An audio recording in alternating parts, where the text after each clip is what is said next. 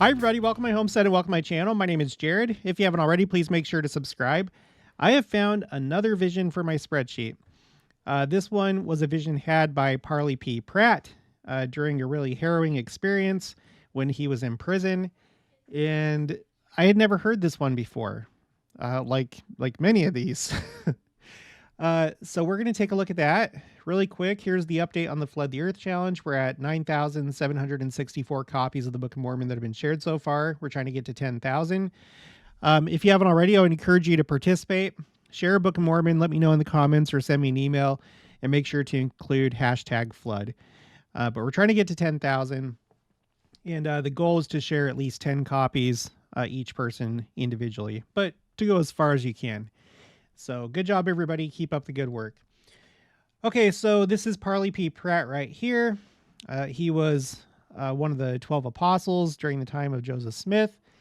And we're looking at the autobiography of Parley Pratt. And this took place in the 1830s. I'm not exactly sure what year, but it was either 1838 or 1839 based on my current research, which means we have another vision or visitation for the 1830s. Here's my tally at the bottom of the spreadsheet. I'm actually probably going to go ahead and move this to like a second spreadsheet so it's separate from this timeline, as well as I'm trying to keep track of all the different heavenly messengers that have been seen. And at some point, I'm going to keep track of not just the messengers, but those that are being visited. So I'll probably have that done within the next few weeks. But anyway, the 1830s is still in the number one spot with 20 visions or visitations that I know of so far. In total, I have 58 accounts of visions and visitations. There are many. The most recent one comes from the 2010s.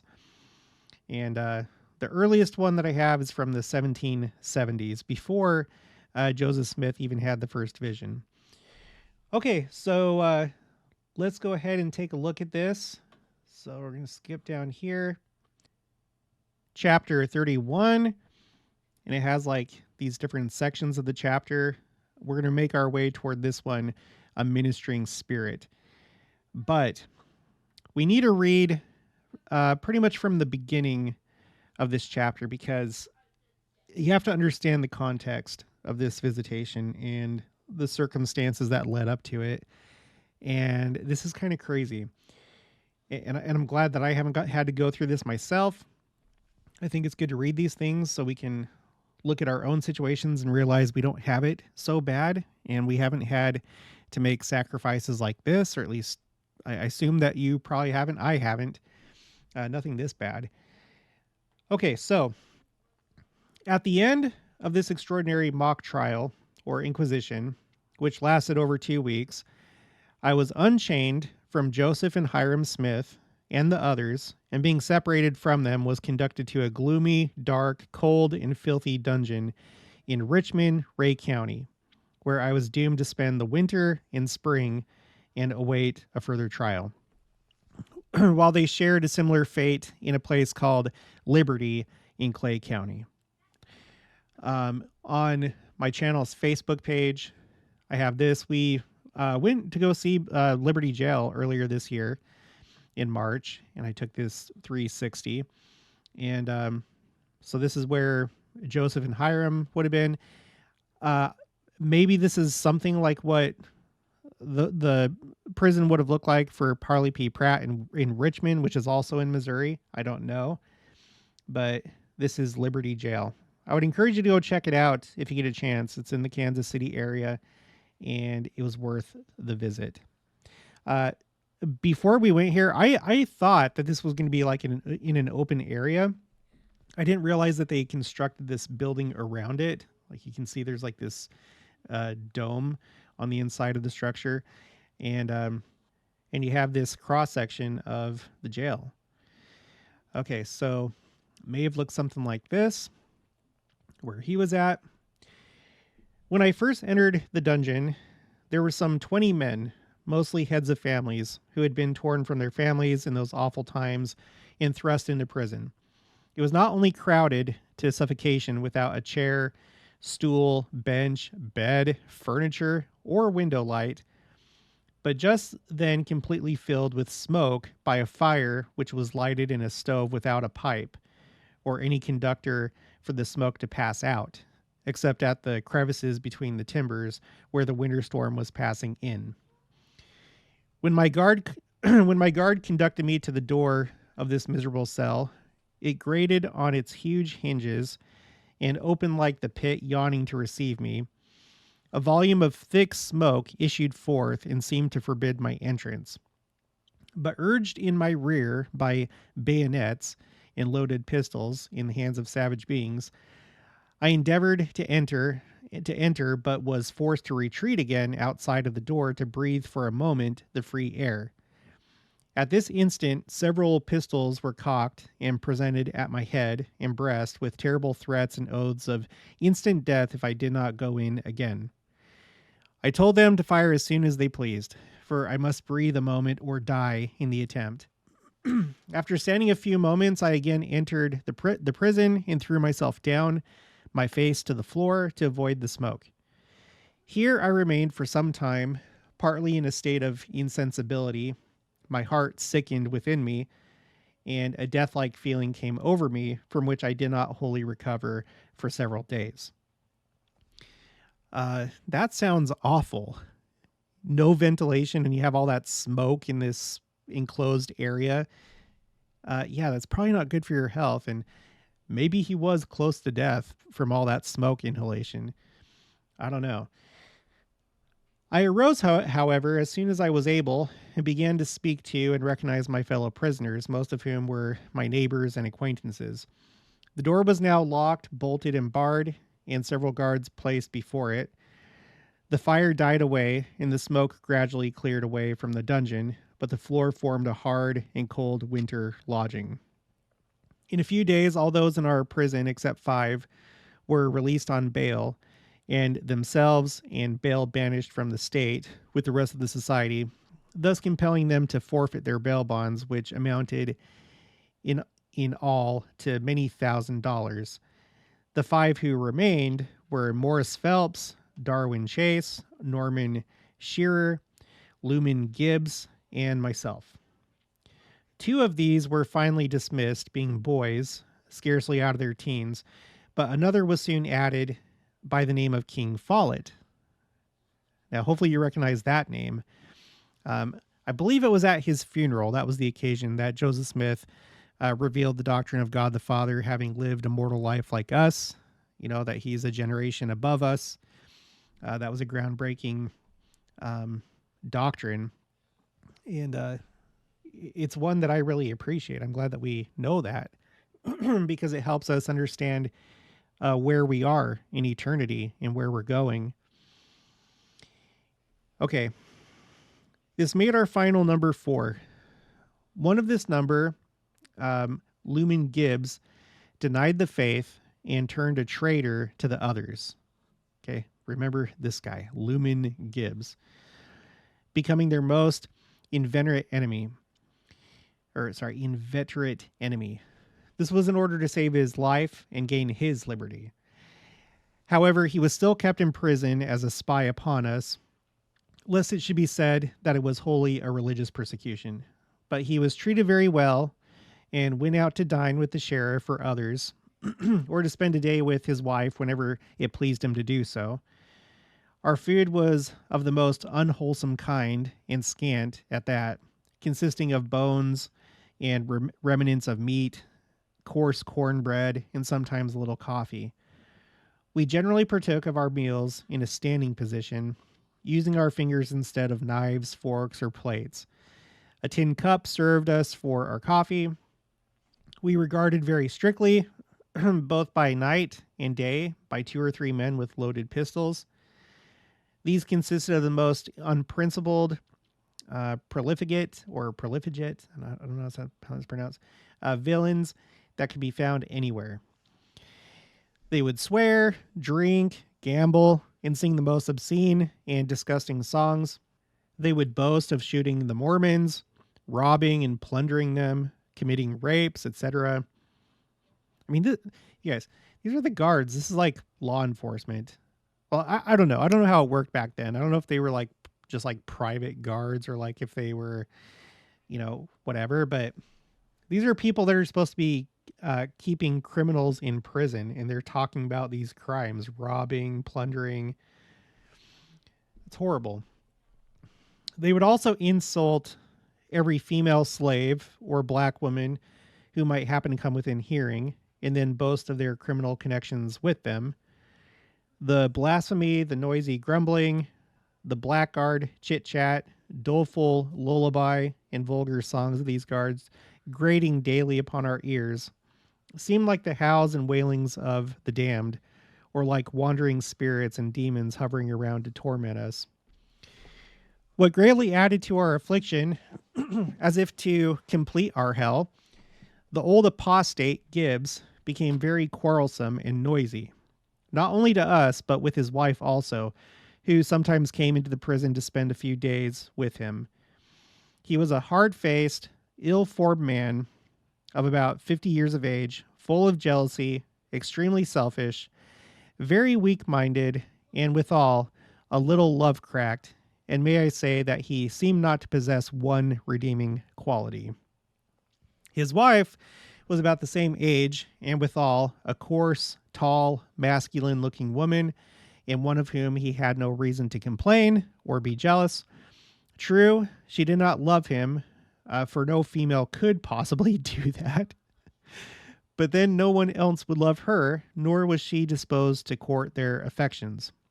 However, he was jealous of her, and therefore abused her, and this kept a constant and noisy strife and wrangling between them whenever she was present. Whole nights were spent in this way, during which no one in or about the prison slept. After a quarrel of some 2 or 3 days and nights between them, he would attempt to regain her love, and a conversation like the following would ensue.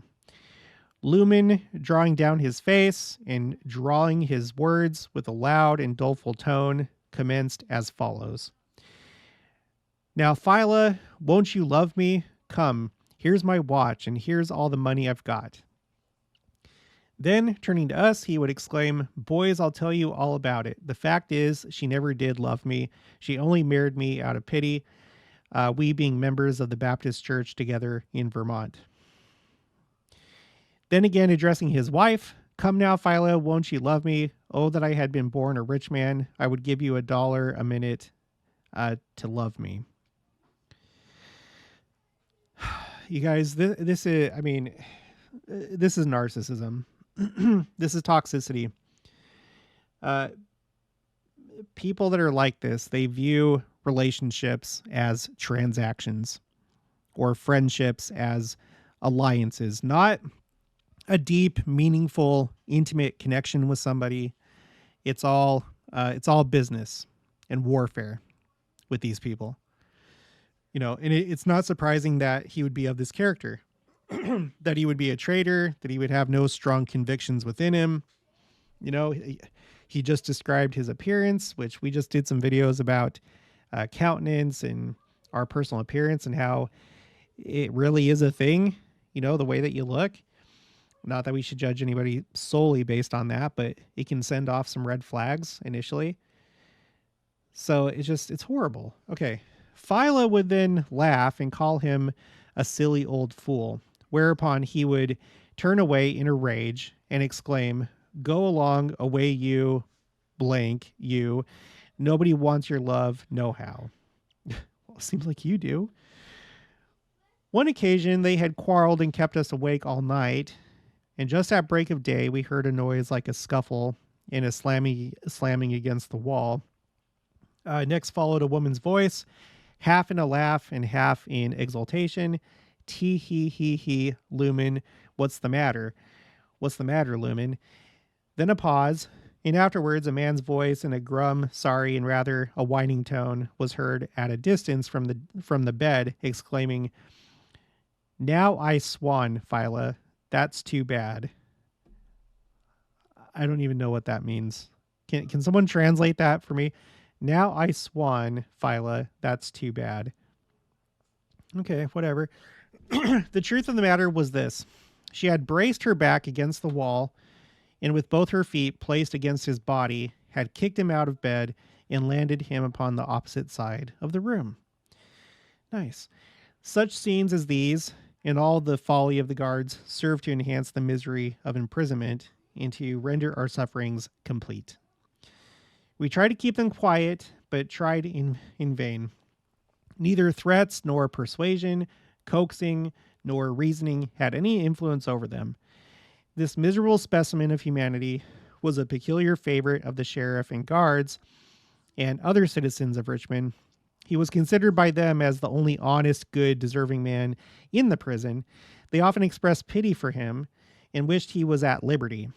He, in turn, watched our movements closely and was ready to betray us on the least show on our part of any meditated plan of escape. Under these painful circumstances, we spent a long and dreary winter. Our whole community, who were not in prison, were forced out of the state. With the loss of homes, property, and many lives, they fled by thousands to Illinois. So, this would be in reference to being driven from Missouri and going to Nauvoo, Illinois.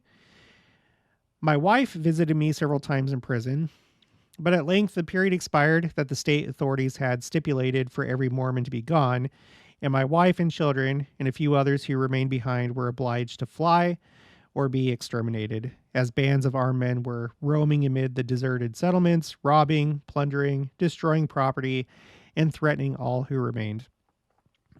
My fellow prisoners who had been separated from me, so I think he's talking, and sent to the prison at Liberty, so he's referring to Joseph Smith here, Hiram, had also effected their escape and had fled to Illinois to join their families. In short, all were gone except King Follett, Morris Phelps, and myself, and the old apostate who was left to torment us. Alone in a state which was wholly governed by an open banditti of murderers and robbers, we seemed abandoned to our fate and doomed to suffer that full weight of vengeance and fury which seemed in reserve for an entire people. But that people were now beyond their reach. All the fury of the storm, therefore, seemed now to beat upon our heads. We were daily threatened with assassination without the form of a trial, and were repeatedly told that we never should escape alive from the state. Our guards were doubly vigilant, while the sheriff took every possible precaution. Lumen, the apostate, was also in constant watchfulness and busy in forming plans for escape, then accusing us and pretending to reveal wonderful things to our keepers in regard to our plans, which in fact only existed in his lying brain. This increased the severity of our confinement and seemed to preclude the possibility of escape. To be tried without friends or witnesses, or even with them, by a set of Gadiaton robbers and murderers who could drive out and murder women and children, was but to be condemned and executed, to tarry there and drag out a miserable life while our wives and children wandered abroad in a land of strangers without the protection of their husbands and fathers, was worse than to die 10,000 deaths. Yeah, this is a really bad situation. It's really bad. And the cherry on top is Lumen, who was acting like a fool the entire time and probably a raging narcissist and just full of all sorts of just evil. This would be horrible circumstances. There's no electricity. Wintertime, cold. This all started out talking about the fire and the smoke. There's not even ventilation for the smoke. And then you don't really know what's going on with your family. Like you kind of do when your wife comes and visits you. But like other than that, you don't know what's going on. And you don't know how long you're going to be there. Oh my gosh. This is awful. Worse than to die 10,000 deaths. Under these circumstances and halfway between hope and despair, I spent several days in fasting and prayer, during which one deep and all-absorbing inquiry one only thought seemed to hold possession of my mind. It seemed to me that if there was a God in heaven who ever spake to man on earth, I would know from him the truth of this one question. It was not how long I shall suffer, how long shall I suffer? It was not when or by what means I should be delivered, but it was simply this. Shall I ever, at any time, however distant it may be, or whatever I may suffer first, shall I ever be free again in this life and enjoy the society of my dear wife and children and walk abroad at liberty, dwell in society and preach the gospel as I have done in bygone years? Let me be sure of this, and I care not what I suffer. To circumnavigate the globe, to traverse the deserts of Arabia, to wander amid the wild scenes of the Rocky Mountains, to accomplish so desirable an object would seem like a mere trifle if I could only be sure at last. After some days of prayer and fasting and seeking the Lord on the subject, I retired to my bed in my lonely chamber at an early hour, and while the other prisoners and the guard were chatting and beguiling the lonesome hours in the upper apartment of the prison, I lay in silence, seeking and expecting an answer to my prayer. When suddenly I seemed now here we go. Here we go with the vision. I seemed carried away in the spirit and no longer sensible to outward objects with which I was surrounded. A heaven of peace and calmness pervaded my bosom. A personage from the world of spirits stood before me with a smile of compassion in every look, and pity mingled with the tenderest love and sympathy in every expression of the countenance. A soft hand seemed placed within my own, and a glowing cheek was laid in tenderness and warmth upon mine.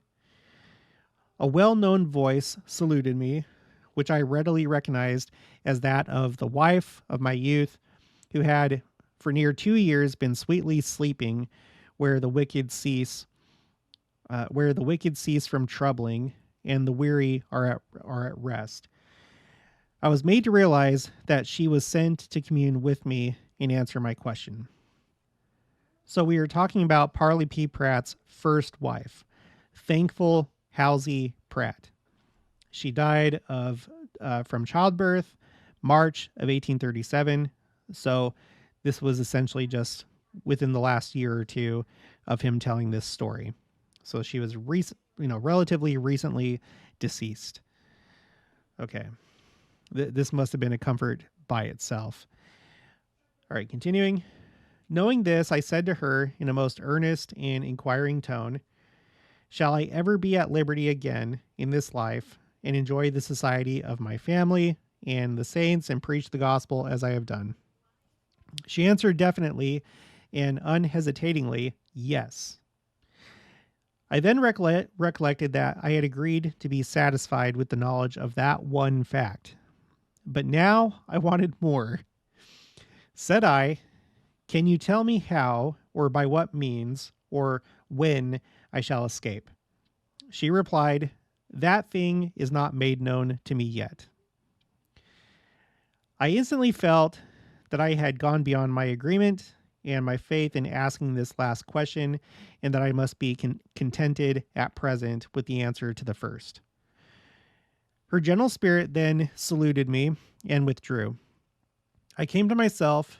The doleful noises of the guards and the wrangling and angry words of the old apostate again grated on my ears, but heaven and hope were in my soul. Next morning, I related the whole circumstance of my vision to my 2 fellow prisoners, who rejoiced exceedingly. This may seem to some like an idle dream or a romance of the imagination, but to me, it was and always will be a reality, both as it regards what I then experienced and the fulfillment afterwards. And that's it. So, yeah, what happened? Let me go up here. Okay, so after serving as a missionary in New York City, Pratt returned to church headquarters in Missouri in 1838. He was arrested in November 1838 along with Joseph Smith and was held in prison in Richmond and then Columbia until escaping on July 4th, 1839. So he escaped. And it wasn't too long after this vision. I don't have the date of the vision. It seems like this was either during the winter or after winter. So whatever the case, maybe something like 7 months or maybe 8, maybe 9. Well, no, probably wasn't more than 8 months after he had this vision that he was able to escape. And on July 4th, of all days, the day of freedom, independence, liberty, his writings during this and other imprisonments with Smith comprise many first accounts and stories preserved about Smith. Okay. So, him going through a horrible experience in every single way, physically, emotionally, psychologically, spiritually, in just that torture of not knowing how long this was going to go on for. You know, he had this, but then he had this happy ending where he was able to get out, and he received comfort from his recently deceased wife, who did tell him that he would, in this life, be able to be with his family and community again, but she just couldn't tell him how it was going to happen or when. But he got that much comfort, and it looks like it carried him through. And it was a blessing to his fellow prisoners as well. So that's going to be it for this one. If you haven't already, please make sure to subscribe, like this video if you liked it, leave your thoughts and opinions down in the comments below. Also make sure to share it, and I'll talk to you guys later.